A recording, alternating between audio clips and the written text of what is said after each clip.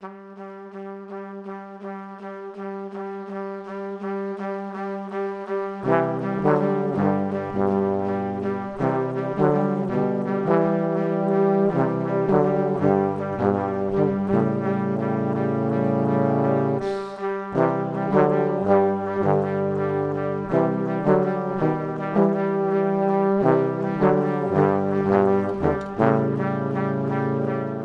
looks at the brackets. So if those brackets will be removed and probably the content watered down, then we might miss the ambition, one. But two, there are issues which might take a while to reach agreement. All the numerical values of the targets which are needed to monitor progress as we go along with the implementation are still bracketed. Are we talking 50% reduction of extinction of species? Is it 50% to reduce pesticides and the like? They are all still in brackets. Negotiators still also have to agree on the means of implementation. And the means of implementation, particularly for developing countries, have been resources for implementation. There is a proposal on the table to establish a biodiversity fund.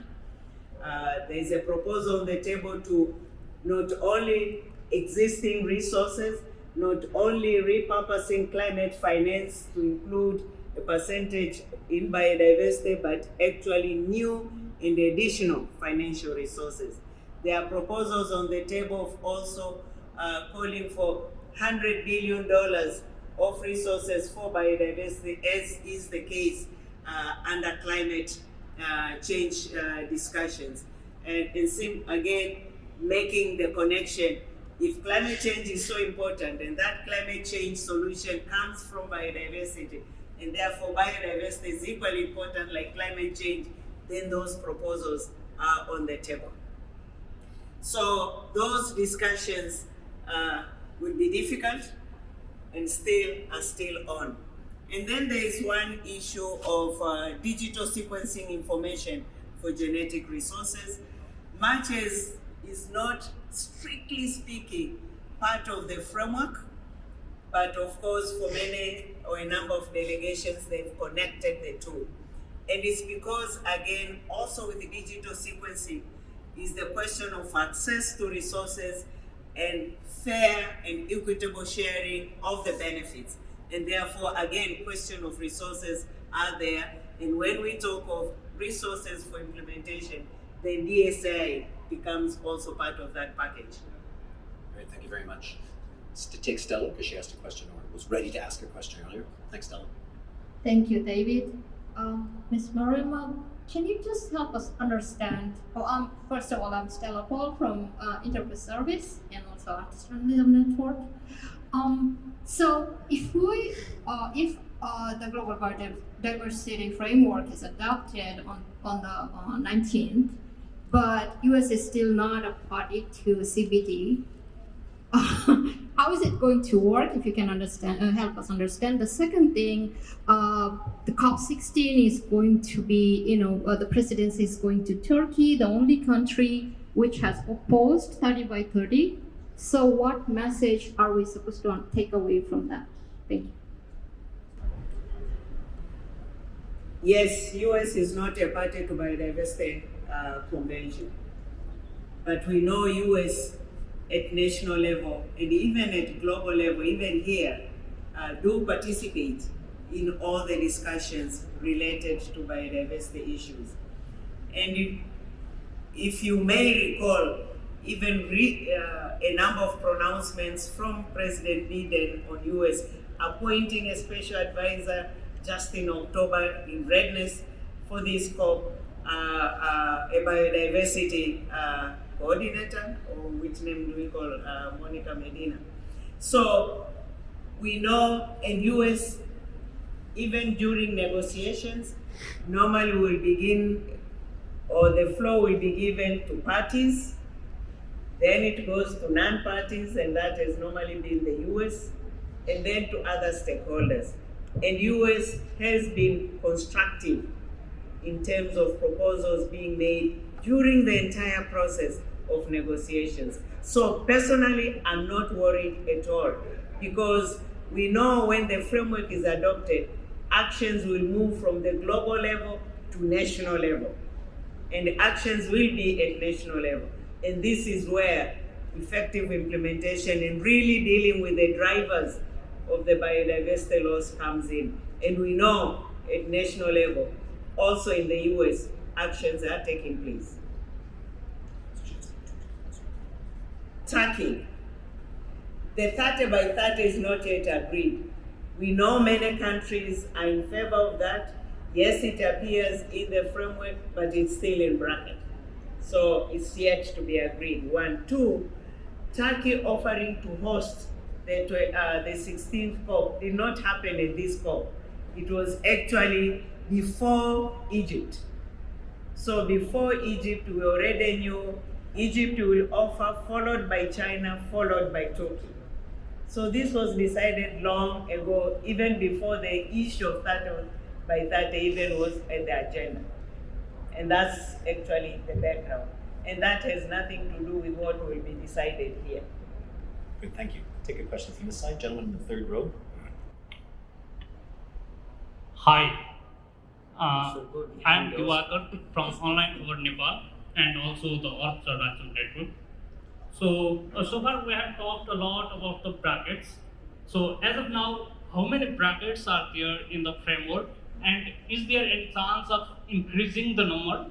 Thank you. The brackets are reducing every day. Every day the contact group meets, the brackets are reduced. I know in June we had over about 1,820, and then by September, at least the work of the informal group had reduced by 40%.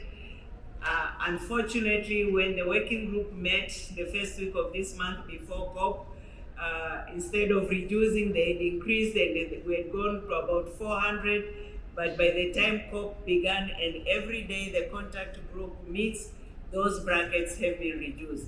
I can't say exactly how many. I've not counted, or we've not yet counted. But of course, the number will change every day. And now they are meeting. I'm sure at the end we'll see even more brackets being reduced. Great, thank you very much. Take in the back row here, gentleman or the woman with the sweater, the gray sweater, and the blue surgical mask. Thank you. I guess you all have blue surgical masks. Hi, thank you very much, Elizabeth. Daisy Dunn from Carbon Brief. I just wanted to ask, what kind of mechanism do we need to see to ensure that the Global Biodiversity Framework is implemented? Do we need to see countries coming back in a few years and reporting their progress, that kind of thing? Thank you. One thing if there is one issue or thing we've learned from for not achieving the previous targets has been the lack of monitoring mechanism. And this time, the Global Biodiversity Framework will also be adopted with a monitoring reporting framework. Another issue which we learned from the target are the numerical targets, which I said they are still in brackets. So once the numerical targets are agreed and we have a monitoring framework, it means we will not wait until 10 years to come back and say we did not achieve the targets, because now the monitoring will be periodically before then, and the mechanism will be in place with indicators for that purpose. So we hope with this mechanism this time, we are in a better position to know the situation early enough and not at the end of the decade as it has happened in the previous decade. Thank you very much. Do we have questions from this side? I want to be fair-handed. Way at the back there. Phoebe Weston from The Guardian. My question is about leadership in China and how important good leadership is going to be to get a good, ambitious agreement at the end of this. Thank you. Actually, what we see in practice, both China and Canada are playing that role almost jointly behind the scenes.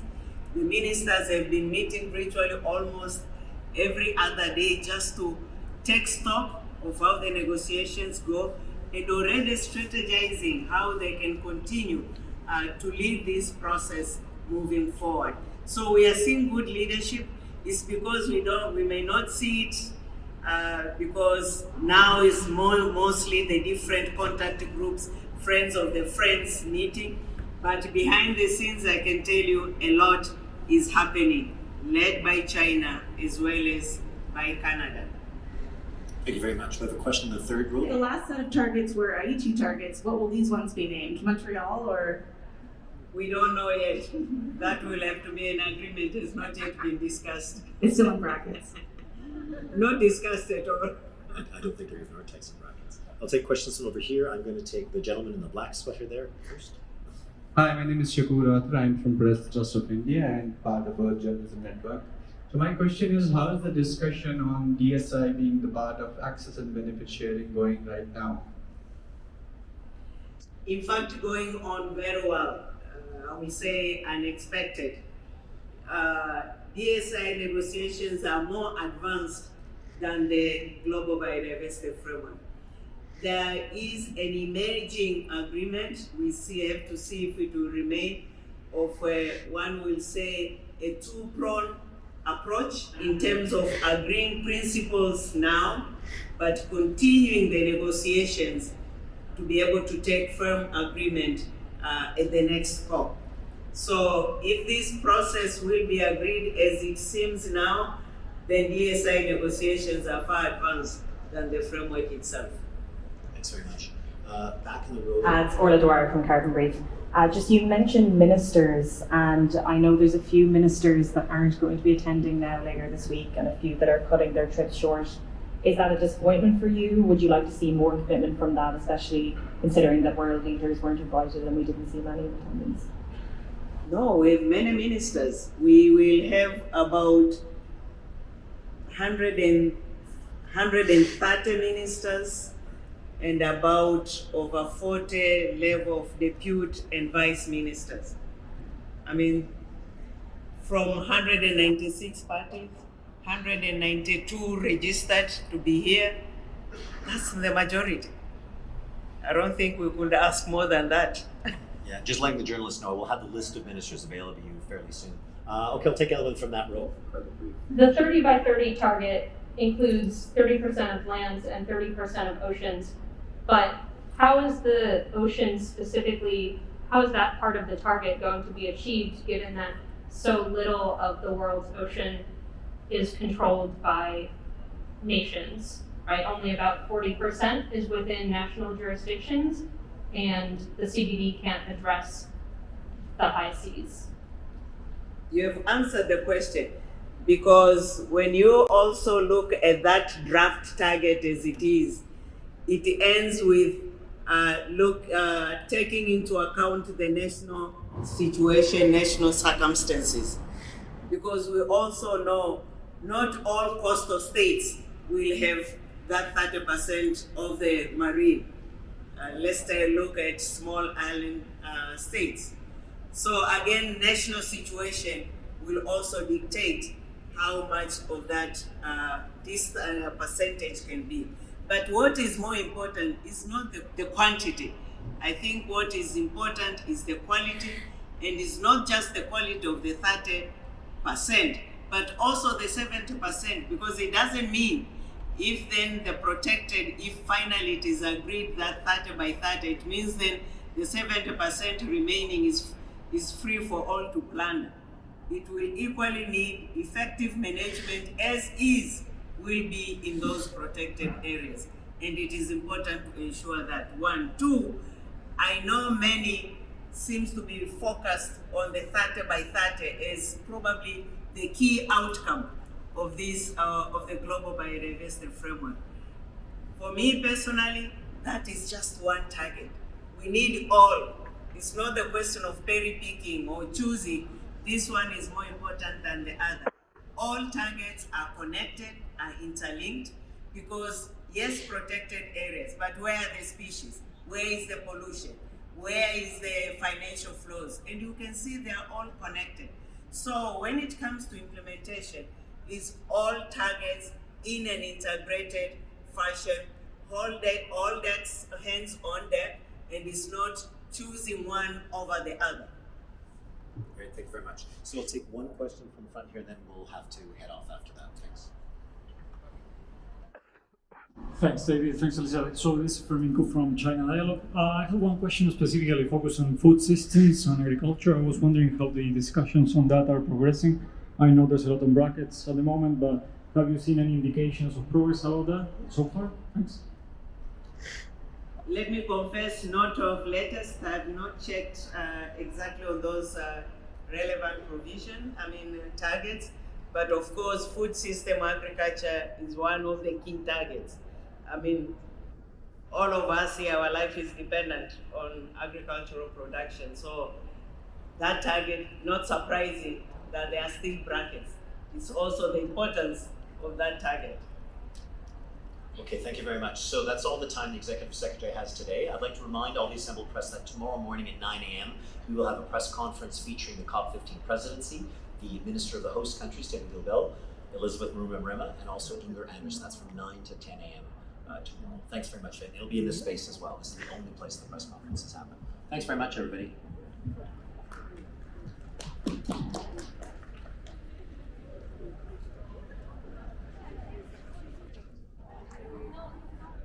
Okay. So that was a press conference from the executive, what are they called? Executive Secretary of the COP. And essentially you got to see how a press conference goes and also get a good idea of where the kind of process that they've made in the past week and what's still left to go. It sounds like they're hard at work. That's what I keep getting from this, and that there's no sure thing, that they're not going to make it. They're not going to make it to an agreement with complete certainty, but that they're pushing for it. Then the specifics of that, day by day, keep evolving, step by step. All right, off to the summit.